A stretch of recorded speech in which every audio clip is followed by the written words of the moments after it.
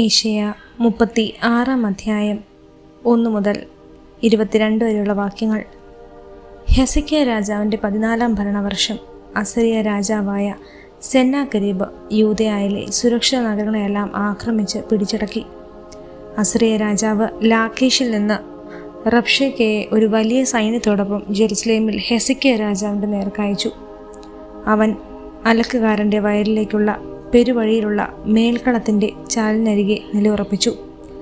അപ്പോൾ അവൻ്റെ അടുത്തേക്ക് ഹിൽക്കിയയുടെ പുത്രനായ എലിയാക്കീം എന്ന കൊട്ടാരം വിചാരിപ്പുകാരനും ഷെക്കേബ്ന എന്ന കാര്യവിചാരകനും ആസാഫിൻ്റെ പുത്രനായ യോവാഹ് എന്ന ദിനവൃത്താന്ത ലേഖകനും ചെന്നു. റബ്ഷാക്കെ അവരോട് പറഞ്ഞു, ഹെസക്കിയയോട് പറയുക, മഹാനായ അസീറിയ രാജാവ് പറയുന്നു, നിന്റെ ആത്മധൈര്യത്തിൻ്റെ അടിസ്ഥാനം എന്ത്? വെറും വാക്ക് യുദ്ധതന്ത്രവും യുദ്ധത്തിൻ്റെ ശക്തിയും ആകുമോ നീ വിചാരിക്കുന്നുവോ? എന്നെ എതിർക്കാൻ തക്കവിധം നീ ആരിലാണ് ആശ്രയിക്കുന്നത്? ഈജിപ്തിനെയാണ് നീ ഇപ്പോൾ ആശ്രയിക്കുന്നത്. ഊന്നി നടക്കുന്നതിൻ്റെ ഉള്ളം കൈയിൽ തുളച്ചു കയറുന്ന പൊട്ടിയ ഓടത്തണ്ടിന് തുല്യമാണത്. ഈജിപ്ത് രാജാവായ ഫറവോ തന്നെ ആശ്രയിക്കുന്നവന് അത്തരത്തിലുള്ളവനാണ്. ഞങ്ങളുടെ ദൈവമായ കർത്താവിലാണ് ഞങ്ങൾ ആശ്രയിക്കുന്നതെന്ന് നീ എന്നോട് പറഞ്ഞാൽ, നിങ്ങൾ ഈ ബലിപീഠത്തിന് മുമ്പിൽ മാത്രം ആരാധന നടത്തിയാൽ മതി എന്ന് യൂദയായോടും ജെറുസലേമിനോടും പറഞ്ഞുകൊണ്ട് അവിടുത്തെ പൂജാഗിരികളും ബലിപീഠങ്ങളുമല്ലേ ഹെസക്കിയ നശിപ്പിച്ചത്.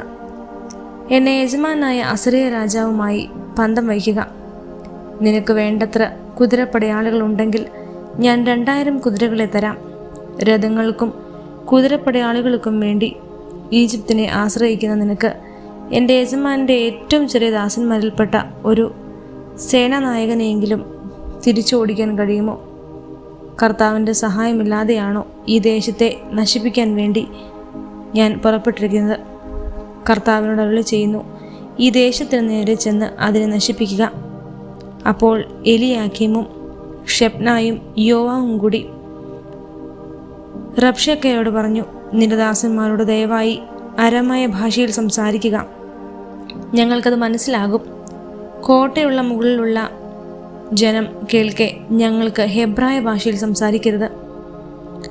റബ്ഷേക്ക് മറുപടി പറഞ്ഞു, സ്വന്തം വിസർജന വസ്തുക്കൾ തിന്നാനും കുടിക്കാനും നിന്നോടൊപ്പം വിധിക്കപ്പെട്ടിരിക്കുന്ന കോട്ടയുടെ മുകളിലിരിക്കുന്ന ജനത്തോടല്ലാതെ നിന്നോടും നിന്റെ യജമാനോടും ഈ വാക്കുകൾ പറയാനോ എൻ്റെ യജമാനൻ എന്നെ അയച്ചിരിക്കുന്നത്? അനന്തരം റബ്ഷേക്ക് എഴുന്നേറ്റ് നിന്ന് ഹെബ്രായ ഭാഷയിൽ ഉറക്കെ വിളിച്ചു പറഞ്ഞു, മഹാനായ അസീറിയ രാജാവിൻ്റെ വാക്കുകൾ ശ്രവിച്ചാലും. രാജാവ് പറഞ്ഞു, ഹെസക്കിയ നിങ്ങളെ വഞ്ചിക്കാതിരിക്കട്ടെ. നിങ്ങളെ രക്ഷിക്കാൻ അവന് കഴിയുകയില്ല. നിശ്ചയമായും കർത്താവ് നമ്മെ രക്ഷിക്കും. ഈ നഗരം അസീറിയ രാജാവിൻ്റെ പിടിയിൽ അമരുകയില്ല എന്ന് പറഞ്ഞ് കർത്താവിൽ ആശ്രയിക്കാൻ ഹെസക്കിയ നിങ്ങൾക്ക് ഇടയാകാതിരിക്കട്ടെ. നിങ്ങൾ ഹെസക്കിയയുടെ വാക്ക് ശ്രദ്ധിക്കരുത്. അസീറിയ രാജാവ് പറയുന്നു, സമാധാന ഉടമ്പടി ചെയ്ത് നിങ്ങൾ എൻ്റെ അടുത്ത് വരുവിൻ. അപ്പോൾ നിങ്ങൾക്ക് സ്വന്തം മുന്തിരിയിൽ നിന്ന് അത്തിവൃക്ഷത്തിൽ നിന്നും ഭക്ഷിക്കുന്നതിനും സ്വന്തം തൊട്ടിയിൽ നിന്ന് കുടിക്കുന്നതിനും ഇടവരും. ഞാൻ വന്ന് നിങ്ങളുടേതുപോലെയുള്ള ഒരു നാട്ടിലേക്ക്, ധാന്യങ്ങളുടെയും വീഞ്ഞിൻ്റെയും നാട്ടിലേക്ക് നിങ്ങളെ കൊണ്ടുപോകുന്നതുവരെ നിങ്ങൾ അങ്ങനെ കഴിയും. കർത്താവ് നമ്മെ രക്ഷിക്കുമെന്ന് പറഞ്ഞ് ഹെസക്കിയ നിങ്ങളെ വഞ്ചിക്കാതിരിക്കട്ടെ. ഏതെങ്കിലും ജനതയുടെ ദേവൻ അസീറിയ രാജാവിൻ്റെ കയ്യിൽ നിന്ന് സ്വന്തം ജനത്തെ രക്ഷിച്ചിട്ടുണ്ടോ? ഹാമാത്തിൻ്റെയും അർഫാത്തിൻ്റെയും ദേവന്മാർ എവിടെ? സെഫർവയീമിൻ്റെ ദേവന്മാർ എവിടെ? സമരിയായെ എൻ്റെ കയ്യിൽ നിന്ന് മോചിപ്പിക്കാൻ അവർക്ക് സാധിച്ചു. ഈ രാജ്യങ്ങളിലെ ദേവന്മാരിൽ ആരാണ് തങ്ങളുടെ രാജ്യങ്ങളെ എൻ്റെ പിടിയിൽ നിന്ന് മോചിപ്പിച്ചിട്ടുള്ളത്? ജെറുസലേമിനെ എൻ്റെ കയ്യിൽ നിന്ന് കർത്താവ് രക്ഷിക്കുമെന്ന് പിന്നെ എങ്ങനെ കരുതും? ജനം അവനോട് മറുപടിയൊന്നും പറഞ്ഞില്ല. എന്തെന്നാൽ അവരോട് മറുപടി പറയരുതെന്ന് രാജാവ് കൽപ്പിച്ചിരിക്കുന്നു. അപ്പോൾ ഹിൽക്കിയയുടെ പുത്രനും കൊട്ടാര വിചാരിപ്പുകാരനുമായ ഹെലിയാക്കീമും കാര്യവിചാരകനായ ഷെബ്നായും ആസാഫിൻ്റെ പുത്രനും ദിനവൃത്താന്ത ലേഖകനുമായ യോവാബും ഹെസക്കിയയുടെ അടുത്ത് മടങ്ങി വന്ന് വസ്ത്രം കീറിക്കൊണ്ട് റബ്ഷേക്കയുടെ വാക്കുകൾ അറിയിച്ചു. ഏഷ്യ 37 1 മുതൽ 38 വരെയുള്ള വാക്യങ്ങൾ. ഹെസക്കിയ രാജാവ് ഇത് കേട്ട് വസ്ത്രം കീറി ചാക്കൊടുത്തു, കർത്താവിൻ്റെ ആലയത്തിൽ പ്രവേശിച്ചു. കൊട്ടാരം വിചാരിപ്പുകാരനായ എലിയാക്കീമിനെയും കാര്യവിചാരകനായ ഷെബ്നായെയും ശ്രേഷ്ഠ പുരോഹിതന്മാരെയും ചാക്കുടിപ്പിച്ച് ആമോസിൻ്റെ പുത്രനായ ഏശയ്യാ പ്രവാചകൻ്റെ അടുത്തേക്ക് അവൻ അയച്ചു. അവർ ഏശയ്യായോട് പറഞ്ഞു, ഹെസക്കിയ പറയുന്നു, ഇത് കഷ്ടതയുടെയും ശാസനയുടെയും കടുത്ത അപമാനത്തിൻ്റെയും ദിനമാണ്. കുഞ്ഞുങ്ങൾ പിറക്കേണ്ട നേരമായി, എന്നാൽ പ്രസവിക്കാൻ ശക്തിയില്ല. ജീവിക്കുന്നവനായ ദൈവത്തെ നിന്ദിക്കാൻ തൻ്റെ യജമാനായ അസറിയ രാജാവ് അയച്ചിരുന്ന റബ്ഷേക്കായുടെ വാക്കുകൾ ദൈവമായ കർത്താവ് കേട്ടിരിക്കുകയില്ലേ? ആ വാക്കുകൾക്ക് അവിടുന്ന് ശിക്ഷ നൽകുകയില്ലേ? അതിനാൽ അവശേഷിക്കുന്നവർക്ക് വേണ്ടി നീ പ്രാർത്ഥിക്കുക. ഹെസക്കിയ രാജാവിൻ്റെ ദാസന്മാർ ഏശയ്യയെ സമീപിച്ചപ്പോൾ അവൻ അവരോട് പറഞ്ഞു, നിങ്ങളുടെ യജമാനോട് പറയുക, കർത്താവ് അരുളി ചെയ്യുന്നു, അസറിയ രാജാവിൻ്റെ ദാസന്മാർ എന്നെ നിന്ദിച്ചു പറഞ്ഞ വാക്ക് കേട്ട് പേടിക്കേണ്ട. അവനൊരു കിംവാന്തി കേട്ട് സ്വന്തം നാട്ടിലേക്ക് പോകത്തക്ക വിധം അവനിൽ ഞാനൊരു ആത്മാവിനെ നിശേഷിപ്പിക്കും. സ്വന്തം ദേശത്ത് വെച്ച് വാൾനിരയാകാൻ ഞാൻ അവനിടവരുത്തും. റബ്ഷേക്ക മടങ്ങിപ്പോയി. അസറിയ രാജാവ് ലിബ്നായ്ക്കെതിരെ യുദ്ധം ചെയ്യുന്നത് അവൻ കണ്ടു. രാജാവ് ലാഖീഷ് വിട്ടെന്ന് അവൻ കേട്ടിരുന്നു. തനിക്കെതിരെ യുദ്ധം ചെയ്യാൻ എത്യോപ്യ രാജാവായ തിർഹാക്ക പുറപ്പെട്ടിരിക്കുന്നെന്ന് രാജാവ് കേട്ടു. അവൻ ഹെസക്കിയയുടെ അടുത്തേക്ക് ദൂതന്മാരെ അയച്ചു പറഞ്ഞു, യൂദ രാജാവായ ഹെസക്കിയായോട് നിങ്ങൾ പറയണം, അസറിയ രാജാവിൻ്റെ കരങ്ങളിൽ ജെറുസലേം ഏൽപ്പിക്കപ്പെടുകയില്ലെന്ന് വാഗ്ദാനം ചെയ്ത് നിങ്ങൾ ആശ്രയിക്കുന്ന ദൈവം നിങ്ങളെ വഞ്ചിക്കാതിരിക്കട്ടെ. അസറിയ രാജാക്കന്മാർ എല്ലാ ദേശങ്ങളെയും എപ്രകാരം നിശേഷം നശിപ്പിച്ചു എന്ന് നിങ്ങൾ കേട്ടിട്ടുണ്ട്. നിങ്ങൾക്ക് രക്ഷ കിട്ടുമോ? എൻ്റെ പിതാക്കന്മാർ നശിപ്പിച്ച ഗോസോൻ, ആരാൻ, റസേഫ്, തെലാസറിലുണ്ടായിരുന്ന ഏതാൻകാർ എന്നീ ജനതകൾക്ക് അവരുടെ ദേവന്മാർ രക്ഷിച്ചു.